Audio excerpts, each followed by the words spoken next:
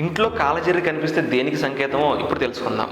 మన ఇంట్లో కాలజెర్రీ కనిపిస్తే కొందరు పెద్దలు దానికి పసుపు కుంకుమ వేసి పూజ చేస్తారు. మరి కొందరు దాన్ని చూస్తే భయపడిపోతారు. అసలు ఇది గుడ్ లక్క బ్యాడ్ లక్క, దీని వెనుక ఉన్న టూ సైడ్స్ ఇప్పుడు చూద్దాం. కొంతమంది ఈ జెర్రీని లక్ష్మీ కటాక్షంగా భావిస్తారు. కాలజెర్రీ ఇంట్లోకి సంపదను మరియు పాజిటివ్ ఎనర్జీని తీసుకొస్తుందని నమ్ముతారు. అందుకే దానికి పసుపు కుంకుమ వేసి గౌరవిస్తారు. మరోవైపు నుంచి చూస్తే జ్యోతిష్య శాస్త్ర ప్రకారం జెర్రీని రాహుగ్రహ చిహ్నంగా భావిస్తారు. ఇది ఇంట్లో కనిపిస్తే మీ లైఫ్లో అడ్డంకులు వచ్చే అవకాశం ఉందని అంటారు.